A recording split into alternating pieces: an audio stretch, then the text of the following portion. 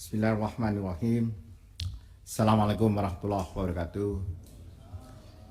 Pimpinan dan anggota Komisi 11 DPR RI yang saya muliakan, dan seluruh para pejabat dari Kementerian Rencana Pembangunan Nasional Bappenas. Dan karena rapat ini bersifat terbuka, jadi saya kira siapapun yang hadir di sini. Pertama, saya ingin menyampaikan selamat menjalankan ibadah puasa bagi yang melaksanakan. Semoga puasanya diterima dan menjadi bagian dari modal investasi masa depannya.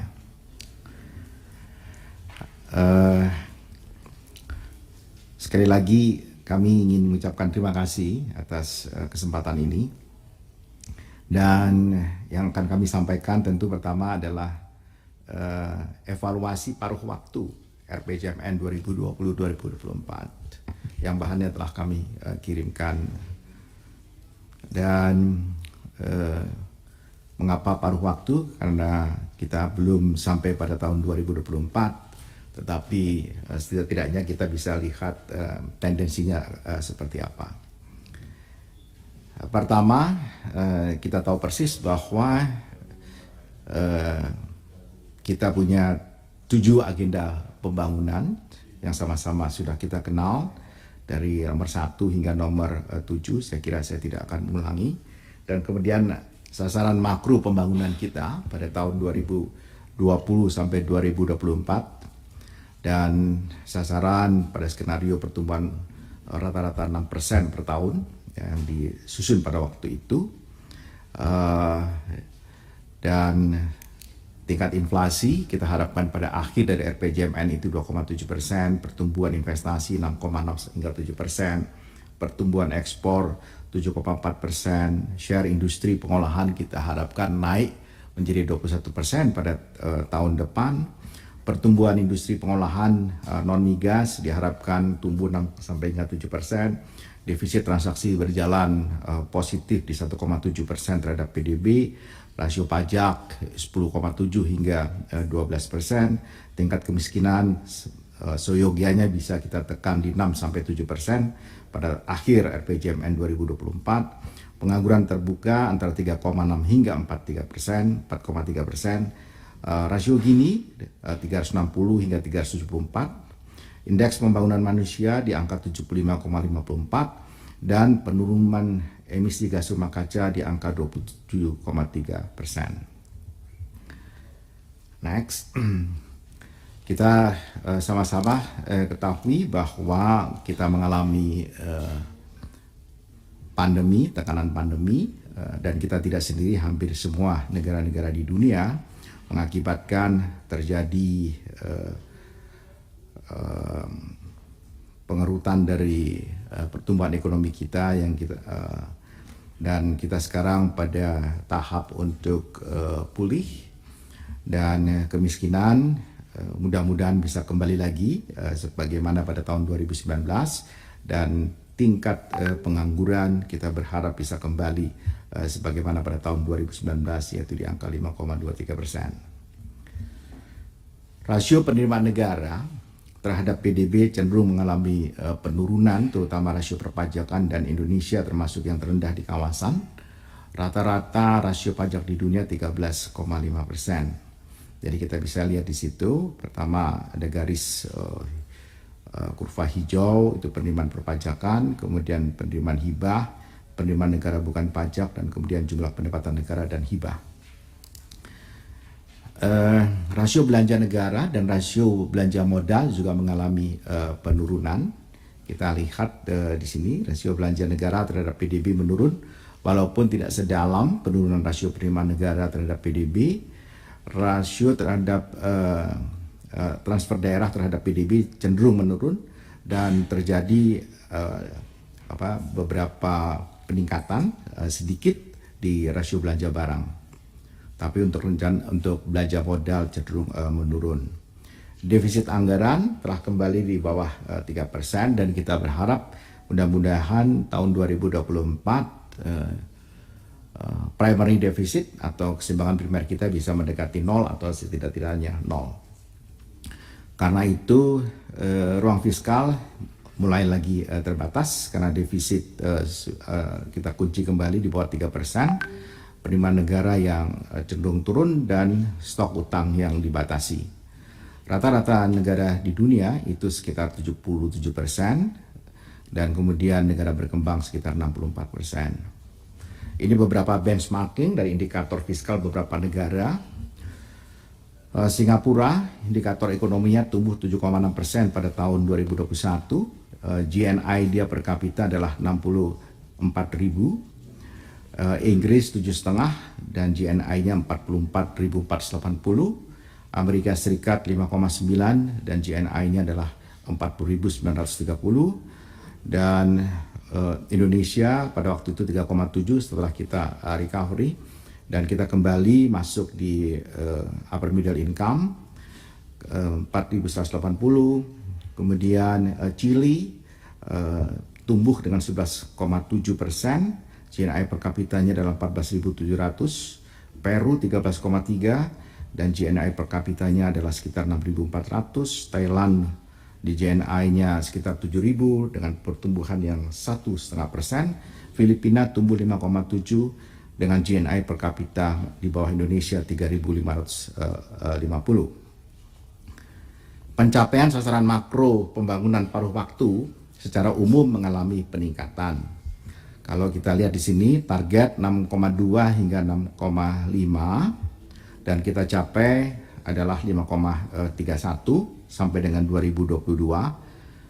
Kemudian pertumbuhan investasi targetnya adalah antara 6,6 hingga 7 dan tahun depan kita berharap mencapai target 6,2 hingga 7 sampai dengan tahun 2022 kita mencapai 3,87. Kontribusi sektor industri manufaktur pengolahan masih di bawah 20% dari target RPJMN yang di atas 20%, itu 21%. Tingkat inflasi baseline 2019 2,72 dan target 2024 adalah sedikit di bawah baseline 2019 2,7. Karena itu 2024 kita pasang di 1,5 hingga 3,5% dan capaian 2022 adalah 5,51. Pertumbuhan ekspor non migas capaian cukup bagus, yaitu naik tumbuh di 25,8%.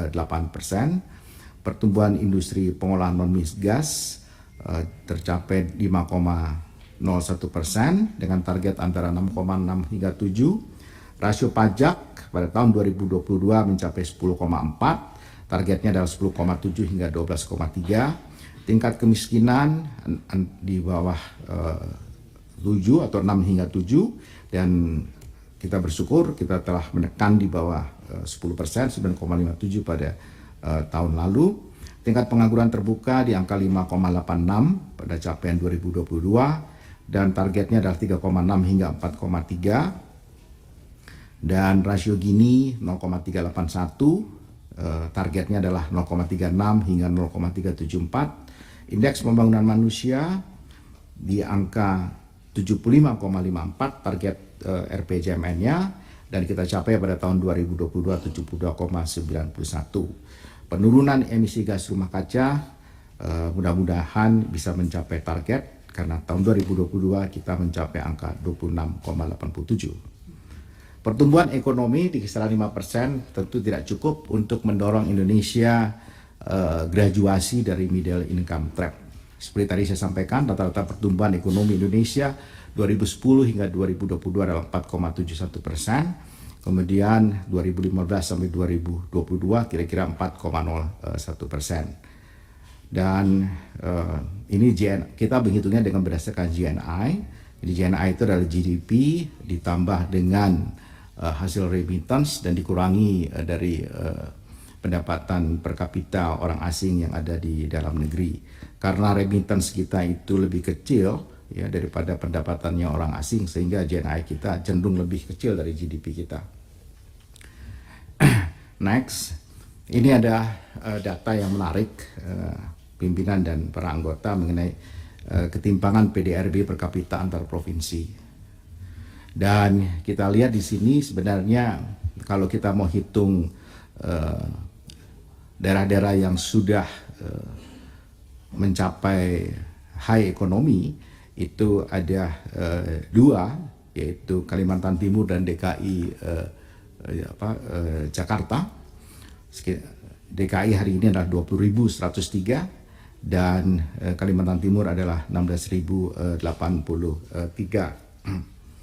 Masih banyak daerah-daerah yang bahkan masih di lower middle income, termasuk di Jawa sendiri, yaitu Banten, kemudian Jawa Tengah, Jawa Barat, dan DIY. Ya, jadi di Pulau Jawa ini yang sudah masuk di upper middle income itu adalah Jawa Timur. Dan provinsi dengan rata-rata pendapatan per kapita tinggi mengalami tren penurunan DAU. Jadi memang kalau celah fiskalnya membaik, memang semestinya DAU-nya menurun, tetapi kadang-kadang secara nominal dia tetap tinggi, tapi in terms of percentage dia cenderung menurun. Kita berharap akan semakin banyak daerah-daerah yang sukses DAU-nya mendekati nol. Kemudian beberapa indikator daya saing ekonomi, kontribusi industri terhadap PDB ini cenderung masih menjadi PR kita, mengalami stagnan. Pertumbuhan investasi capainya 3,87, pada targetnya adalah 8,4. Rasio kewirausahaan nasional di angka 2,86. Devisa pariwisata masih mencapai 7 miliar US dollar. Target RPJMN adalah 30 miliar dolar. Pertumbuhan pertanian di 4,1 dan pertumbuhan PDB untuk perikanan sekitar 8,7. Di samping kita bisa lihat kontribusi industri pengolahan terhadap PDB pada tahun 2021 untuk beberapa negara seperti Thailand, Vietnam, Malaysia yang semuanya di atas Indonesia.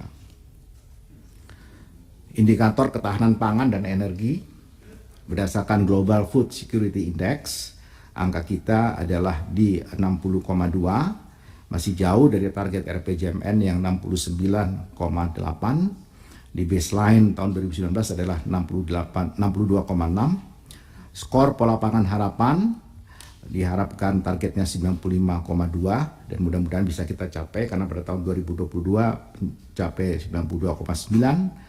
Produksi ikan menjadi 20,4 dan kita telah mencapai 15,6 juta, dan meskipun ini adalah ikan yang ditangkap secara terukur. Ketersediaan beras dalam juta ton, ini baseline tahun 2019 adalah 38,4, capaiannya adalah 32 dan kita harap bisa mencapai 46,8. Pembangunan bendungan itu target 2024 adalah sekitar 63 dan mudah-mudahan itu bisa kita selesaikan karena 38 sudah selesai dan 25 sedang ongoing. Pembangunan jaringan irigasi baru kumulatif mencapai harusnya 500.000 hektar tambahannya karena pada tahun 2015 sampai 2019 kita berhasil membangun jaringan irigasi baru sejumlah 1 juta hektar. Dan yang baru dicapai adalah 125.240.000 hektar. Energi, porsi energi baru dan terbarukan dalam bauran energi nasional itu sudah di 12,3, masih jauh dari angka 23%. Jumlah sambungan jaringan gas untuk jumlah tangga kumulatif, sambungan rumah itu sudah mencapai 1,1 juta, tapi ini masih 25% dari target RPJMN 2024. Kebutuhan listrik per kapita kita masih di bawah target yang 1.400 kWh per kapita, sekarang masih di angka 1.173. Next, indikator kemiskinan dan perlindungan sosial memang dan kita lihat ada penurunan kemiskinan melambat, dan ini ada beberapa cara berhitung karena berdasarkan triple P dengan angka 1,9 US dollar dan 2,15 US dollar. Jadi kalau kita pakai angka 2,15 US dollar, maka target kemiskinan ekstrim itu yang sekarang ini angkanya di angka 3,2, dan kita mungkin cenderung bisa menurunkan di 2,5. Tapi kalau kita pakai angka 1,9 itu kira-kira kita bisa di angka 1,2. Kita berusaha untuk 0%. Tetapi sebenarnya Bank Dunia juga untuk mendorong kita menggunakan multi dimensi indikator. Perlindungan sosial masih terfragmentasi. Targetnya ada 98% untuk penduduk yang tercakup dalam program jaminan sosial. Kemudian proporsi penduduk miskin dan rentan yang memperoleh bantuan sosial 80%, kita telah mencapai 66,8%. Persentase rumah tangga miskin dan rentan yang memiliki aset produktif sudah tercapai. Kemudian untuk pendidikan, ini pendidikan yang kita juga yang kita semua concern, saya kira adalah kalau kita lihat dari hasil reading, ya PISA. Reading membaca masih jauh, ya. Kemudian matematika dan juga sains, angka partisipasi kasar pendidikan tinggi sudah bagus meskipun targetnya adalah 37,63%. Tapi kalau kita lihat angka partisipasi kasar SMA atau sederajat untuk keluarga yang termiskin itu dari 20% yang termiskin itu baru 73,21, dan 20% kalau kita lihat dari keluarga yang kaya sudah mendekati 100%. Kita bisa bandingkan skor PISA dibandingkan dengan negara-negara lain. Kita jauh dari Singapura, Malaysia, Brunei Darussalam, dan Thailand. Anggaran pendidikan, isu integrasi yang terencana. Kalau kita lihat di sini, anggaran pendidikan itu 50% masuk ke dalam transfer ke daerah dan dana desa yang disebut dengan yang diperkirakan penduduk penggunaannya untuk pendidikan, itu kira-kira seperti itu. Dan secara nominal terjadi peningkatan anggaran pendidikan yang dihitung sebesar 20% terhadap APBN dari semula 574,9 triliun menjadi 612,2 triliun. Dan yang menarik adalah semua perencanaan program ini hanya 13% yang dikelola secara penuh oleh Kementerian Pendidikan, dan selebihnya justru dikelola oleh kementerian dan lembaga termasuk BABUN. Mengenai kesehatan, ini juga kita concern, saya kira kita semua concern. Capaian stunting di angka 21,6 masih jauh dari target 14. Prevalensi wasting kurus dan sangat kurus pada balita sudah mendekati, meskipun angkanya justru naik dibandingkan baseline pada tahun 2019 sekitar 7,4 menjadi 7,7 pada 2022. Insidensi TBC kita kembali lagi menjadi peringkat kedua di dunia. Kemudian daerah eliminasi malaria yang kita harapkan ada 405 kabupaten kota, itu 372 pada tahun 2022 sudah dicapai. Ideal imunisasi dasar lengkap pada anak usia 12 sampai 23 bulan sudah mencapai 66,9% dan masih jauh dari target 90%. Fasilitas kesehatan tingkat pertama yang terakreditasi yang harusnya 100%, ini baru 56,4%. Ini termasuk misalnya 56,07 puskesmas dengan jenis tenaga kesehatan yang sesuai standar itu baru 56,07. Angka AKI masih tinggi, ya, kematian dan stunting yang juga relatif masih tinggi. Kemudian infrastruktur pelayanan dasar dan konektivitas, rumah tangga yang menjadi hunian layak dan terjangkau sudah mencapai 60% dari target 70%. Rumah tangga yang menempati hunian dengan akses air minum itu sudah 91%, dari 100% dan 15 harusnya yang aman, dan sekarang sudah sampai 11,80. Rumah tangga dengan akses air minum jaringan perpipaan kita harap bisa mencapai 30%. Ini karena ada pertambahan jumlah rumah, maka capaian 2022 relatif sedikit turun dibandingkan baseline 2019. Rumah tangga yang menempati hunian dengan akses sanitasi air limbah domestik yang layak dan aman itu sudah masuk angka 80,92, meskipun yang kita harapkan adalah 90% dan 15 aman.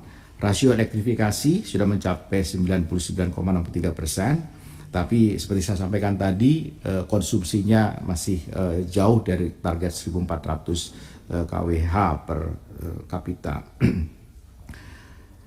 Untuk konektivitas wilayah, jumlah pelabuhan penyeberangan baru yang dibangun 15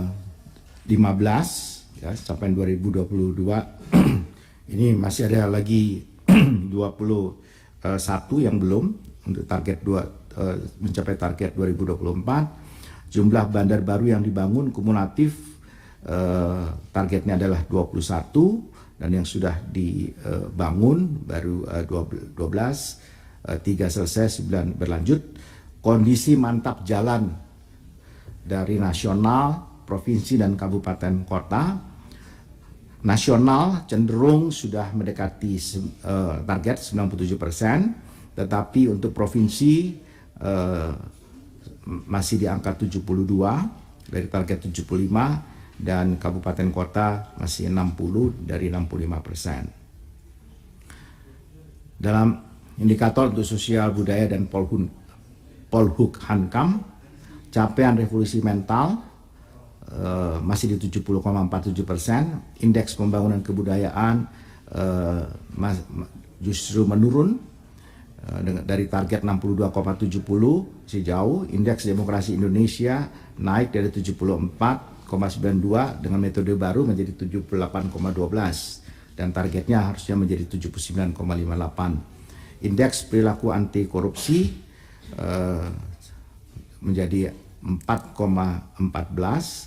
Global Terrorism Index targetnya 4,24. Kita sudah mencapai 5,5 pada tahun 2021. Global Firepower Index kita masih di angka 0,22, dan Indonesia indeks citra Indonesia di dunia internasional cukup baik. Instansi pemerintah dengan tingkat kepatuhan pelayanan publik kategori baik sudah menjadi 272 per 587.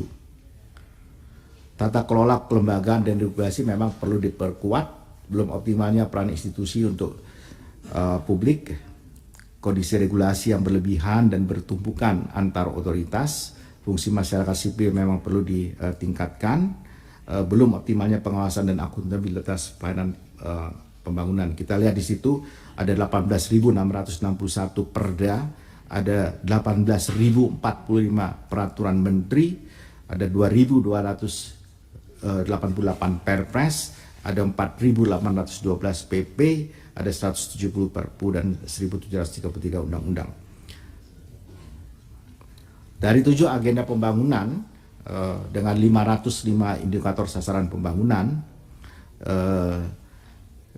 50% ya perkembangan kinerja menunjukkan meningkat, 69% meningkat, dan 29% stagnan dan menurun. Kemudian kita akan mempedomani ini dalam penyusunan RKP 2024, termasuk pengendalian pelaksanaan kebijakan pada tahun 2003-2024. Jadi berdasarkan hasil evaluasi paruh waktu, RPJMN 2020-2024 secara umum menunjukkan capaian yang baik, namun tetap diperlukan perhatian khusus bagi capaian pembangunan yang masih di bawah target 2024. Maka diperlukan pengendalian pencapaian target, integrasi perencanaan serta konsistensi perencanaan dan penganggaran di pusat. Diperlukan penyesuaian target pada KP 2024 sebagai wujud perencanaan yang adaptif, dan yang terakhir adalah peningkatan kualitas sumber daya manusia serta daya saing perekonomian perlu menjadi perhatian khusus di dalam perencanaan ke depan. Terima kasih, dan sebenarnya bersamaan ini ada kami juga kirimkan rekapitulasi matriks evaluasi paruh waktu pimpinan yang lebih detail untuk masing-masing dari 7 agenda pembangunan itu.